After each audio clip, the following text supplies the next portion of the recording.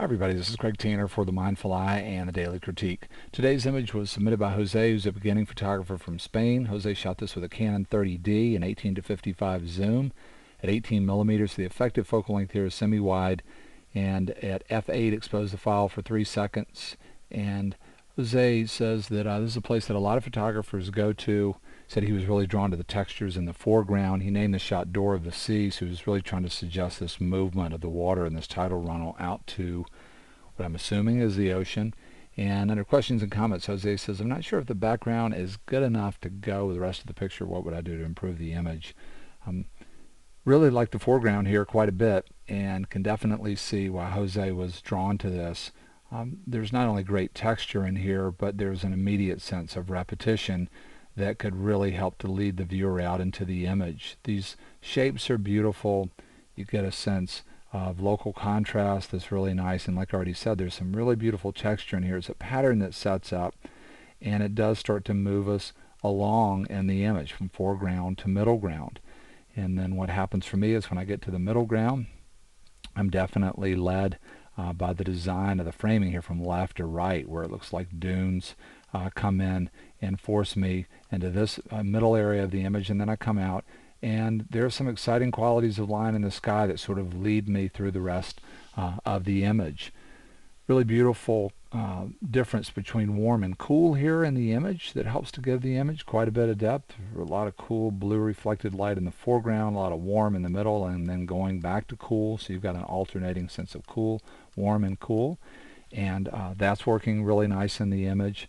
And Jose is dealing with a high contrast situation here. Looks like the sun is coming up somewhere back in here. A pretty good job here of managing dynamic range. This is definitely the kind of scene where if you just expose, let's say for the background, you'd have the potential for all of this to go black, or if you expose for the foreground, you have the potential for this to blow out. And it seems like some kind of Photoshop work has been done here, or some kind of blending, or maybe even a split neutral density filter, which is a filter that is a split filter where part of the filter has neutral density and then it graduates into a clear part of the filter. And it even looks a little bit like Jose might have done that. It'd be interesting to hear from him about that. He sure didn't mention that in the backstory, so maybe this is just a blend of some exposures. But in other words, Jose is definitely showing more dynamic range here than the camera can see, and I think that's good. You know, one of the things is a huge part of my teaching, and I try and remind myself all the time, is that people are at all different places. One of the reasons that we like knowing the skill level is to just critique with a sense of fairness. So looking at this and knowing that Jose is a beginning photographer, I think this is an outrageously successful photograph. I think it's great use of the wide angle lens, a really good use of the lens to imply depth, a great choice of subject matter, really beautiful, soft twilight before the sun has come up, and really nice framing from left to right. I really like the idea of showing some symmetry in this part of the image. These shapes are so strong, and then this concept of sort of the door and the opening, I like the idea of creating a symmetry in here from side to side and leading the eye in. It's funny, Jose brings up the background and does it work with the foreground.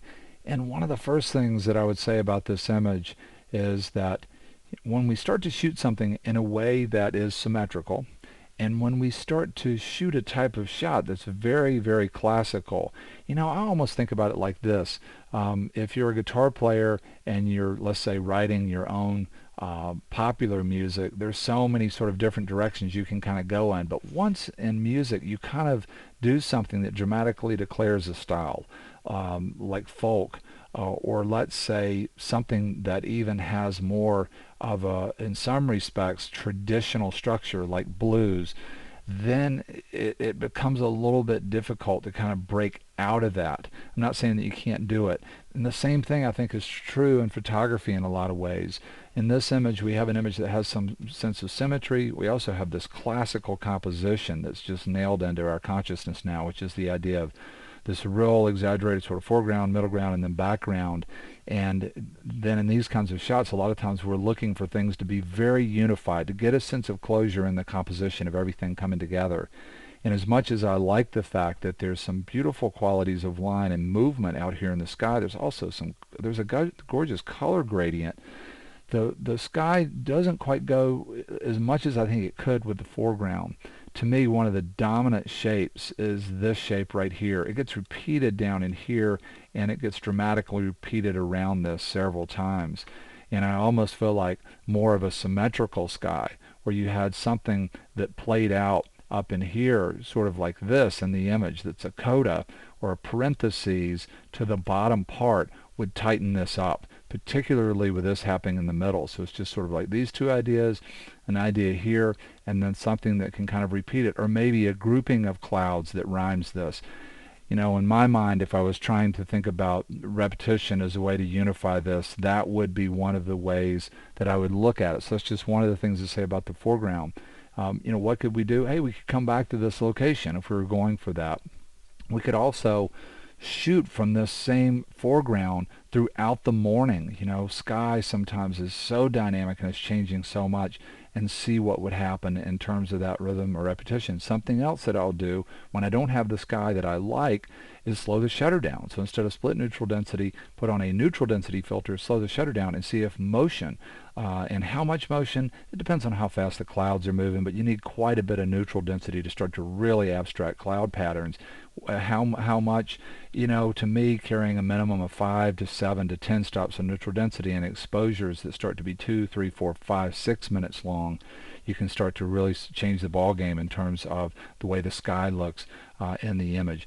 The other thing that I wanted to mention in this critique in the context of thinking about beginning photography and technical things connected to beginning photography would be shooting a traditional subject and then expressing a range of values that are a little bit more in line with how a person standing here would see this scene. And the thing, again, about shooting a very traditional subject matter, like a beach going out to the sunrise, is that somebody doesn't have to be a photographer to look at this and for their subconscious to possibly go, there's something going on here that's a little bit disconnected from how I would experience this, which you would get the feeling of standing in a shadow here, and you would get the sense of sort of a dark brooding light, and then the background would seem much brighter to you. That would just be a feeling that you would get while you were there.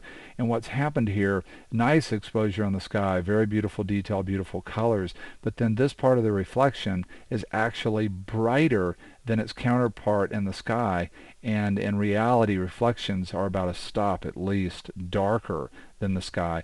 Another thing that happens here is that this bit of sand dune or just ridges of land coming in is very dark, and then you come back into this area that's bright, and then you see more of whatever the ground is here, sand or sand dune or clay, whatever this is, and it's brighter than the middle ground values. And so there's just seemingly, even to the non-photographer, maybe there's something here that doesn't quite jibe in terms of the way light is flowing. And my take on blending files or just expressing this would be to make the foreground much darker. Please forgive me for the sake of time, and because we're now doing a digital darkroom and the great photo finish, I'm not doing as much Photoshop work inside of the daily critique, so I've done this in a very rough way. I would be tempted to show this a lot more like this, so to give an overall feeling of much darker in the foreground. I'd do a better job of controlling local contrast than I've done here, but that just gives you an idea. I would make the foreground much darker. I did a black and white conversion here just to make the point that in black and white, I think that you could get away with the unity not being as powerful because you don't have the color being tied together in such a sort of symmetrical way. You take that away and you could have a quirkier composition. But look at this. When we go back to color, you've got blue, warm, and blue. It's another aspect of something that's very formally symmetrical. And so when we start to break that up with the relationship on either side of this symmetry in the middle of the image, with this guy looking, you know, to express one sort of pattern or idea and the foreground to express another, in the color file those differences are even more dramatic because color represents another form of symmetry. This is why I always say two things in the most basic sense about composition and design. Black and white, a billion times easier than color, and as you get your frame more and more square, child's play relative to the frame becoming longer and longer and more dynamic. There's two basic things to think about. Want to make your life easier, move more towards square, and move more towards monochrome. You have a lot more freedom to just sort of react to things as they are instead of having to think quite so much about design. Like I said in the beginning of this, considering that Jose is a beginning photographer, I would have loved to have shot anything like this the first few years that I was trying to shoot scenics. Really great use of light, really great use of the wide angle lens, really good job of framing, a really beautiful shot. And we want to say a big thank you to Jose for sharing this image with us on the Mindful Eyes Daily Critique.